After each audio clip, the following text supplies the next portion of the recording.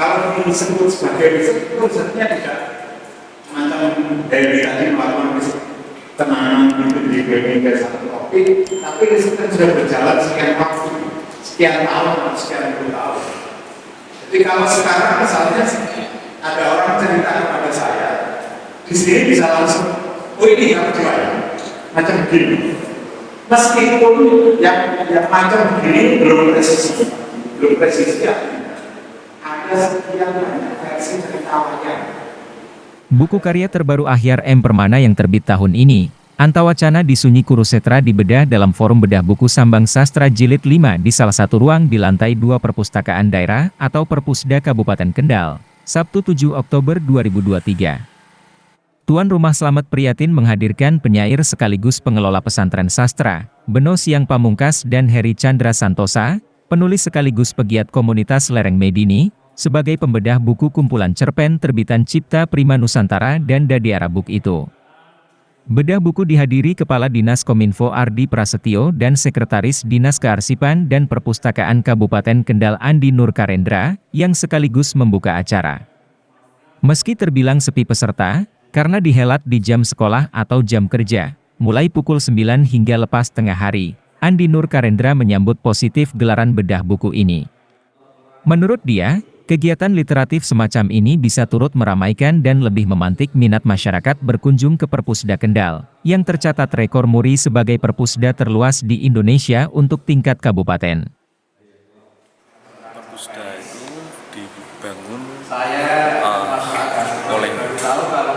oleh pemerintah Kendal itu dalam rangka untuk mewadahi kegiatan dari masyarakat Kendal. Makanya ini dibuat ada banyak ruang, ada ruang baca, ada audiovisual, ada pameran kesenian di bawah. Juga itu harapannya ada menampung pada kreativitas dari masyarakat Kendal. Jadi itu harapan berarti kegiatan serupa seperti ini harus sering dilaksanakan di Perpustakaan Kabupaten Kendal untuk mengundang masyarakat ke Perpustakaan Kabupaten Kendal. Untuk saat ini, untuk jumlah kunjungan masyarakat di Kabupaten Kendal, setiap harinya rata-rata di hari kerja itu paling sedikit ada 500 orang. Sedangkan di weekend, Sabtu dan Minggu, antara 700, 800, 900 orang yang datang ke Perpusda. Melihat seperti itu, otomatis ini adalah sudah menjadi perpusda yang paling banyak dikunjungi oleh kemarin dari pemerintah kabupaten lain ke sini untuk kehadiran 400 orang yang di kami di Kabupaten Kendal itu hanya satu hari. Mereka butuh waktu 2 minggu untuk mencapai angka 400 orang. Dengan adanya perpusda yang baru ini, kita bisa membuktikan bahwa ternyata perpustakaan daerah itu tidak hanya seperti itu. Ternyata bisa mengasihkan datang ke perpusda karena banyaknya fasilitas yang kita siapkan, sehingga masyarakat bisa menikmati dan enjoy berkegiatan di perpustakaan Kabupaten Kendal. Harapan kami untuk bedah buku Antawacana di Sunyi Kurusetra menjadi sukses, bukunya menjadi laris manis, terus untuk generasi muda di Kabupaten Kendal bisa juga mau menulis buku-buku serupa atau yang lain, yang penting bisa positif untuk Kabupaten Kendal. Saya rasa Diawali tayangan video pembacaan cerpen Antawacana di Sunyi Kurusetra karyanya, Ahyar lantas menyambung dengan pengantar diskusi bahwa kisah-kisah pewayangan yang dia gemari menjadi inspirasi utamanya dalam menerbitkan kumpulan cerpen ini. Buku kumpulan cerpen Antawacana di Sunyi Kurusetra memuat 12 cerpen yang berangkat atau berpijak dari kisah-kisah pewayangan. Sebagian besar memanfaatkan kisah wayang untuk memotret fenomena dan problematika hari ini. Selebihnya berupa penafsiran ulang atas kisah-kisah wayang yang ada. Tema-tema seputar pewayangan memang jadi ciri khas karya-karya Ahyar selama ini.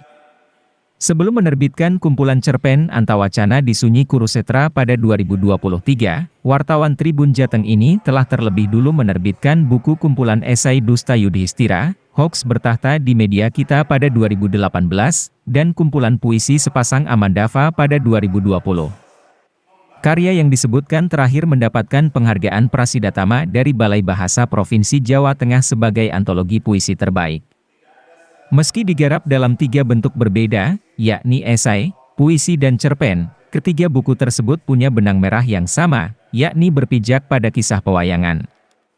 Tak keliru jika Ahyar menyebut ketiga karyanya itu sebagai trilogi. Bahkan berpotensi jadi tetralogi, karena dia juga berkeinginan menulis novel dengan corak serupa. Ahyar mengaku, menulis buku-buku tersebut dengan kepentingan agar wayang bisa kembali hidup dan generasi muda mau melirik wayang. Sebab memiliki kaitan dengan kondisi kekinian.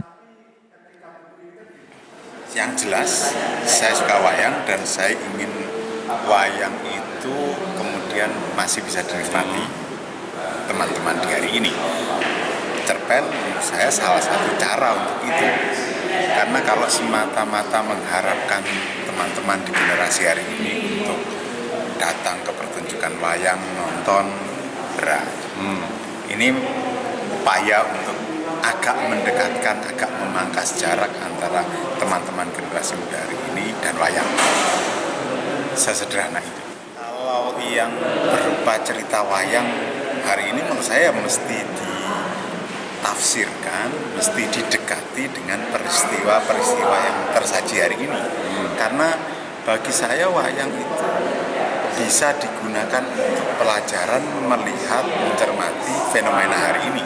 Dan memasukkan wayang ke dalam cerpen itu salah satu cara untuk menyelesaikan sebuah persoalan, melihat sebuah persoalan yang tersaji pada hari ini, persoalan sehari-hari kita dengan menggunakan pendekatan cerita-cerita dalam pewayangan.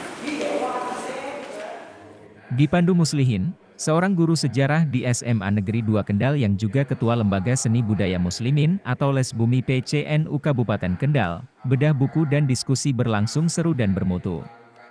Membedah kumpulan cerpen Antawacana di Sunyi Kurusetra, Beno Siang Pamungkas belak-belakan menyebut plus minus Ahyar dalam cerpen-cerpennya. Menurut Beno, ciri utama dalam kumpulan cerpen ini adalah pola penceritaan yang mayoritas serupa. 9 dari 12 cerpen karya Ahyar di kumpulan cerpen ini dimulai dengan prolog seorang anak yang meminta ayahnya bercerita. Model penceritaan dan endingnya pun nyaris sama persis. Ali, seorang peserta diskusi malah menyebut pola penceritaan Ahyar mirip hadis atau gaya bertutur riwayat-riwayat dalam hadis. Pembedah kedua, Heri Chandra Santosa tak jauh beda. Pada penggarapan cerpen-cerpennya, menurut dia, Ahyar menggunakan metode kisah berbingkai untuk membabar lakonnya. Ini mengingatkannya pada kisah 1001 Malam di Timur Tengah. Sebuah karya sastra wiracarita yang lahir pada abad pertengahan. Selebihnya, Heri mengaku cukup menikmati saat membaca cerpen-cerpen karya Ahyar sebagai narasi dalam kata yang bercahaya. Ibarat menatap langit malam yang berpendar bintang-bintang. Dalam kalimat lain, Heri malah menyodorkan istilah baru bagi karya-karya Ahyar sebagai cerpen yang esaik atau esai yang cerpenik. Betapapun, layak disayangkan ketika kegiatan literatif yang bermutu seperti ini harus sepi peserta. Jadi ibarat membedah Antawacana di Sunyi Perpusda. Meracik kata-kata dalam sebuah narasi, entah itu narasi produk jurnalistik, entah itu esai, entah itu cerpen, selalu berlimpah dengan kata-kata yang bercahaya. Saya membacakan bercahaya ini apa artinya? Kalau kita malam hari menatap langit itu seolah dengan bintang-bintang. Tatapan kita kemana? Ketika seolah menyaksikan dengan bintang-bintang, karena banyak sekali sisipan kata di sana-sini yang terdapat. Dan kata-kata ini kepiawaiannya di sana.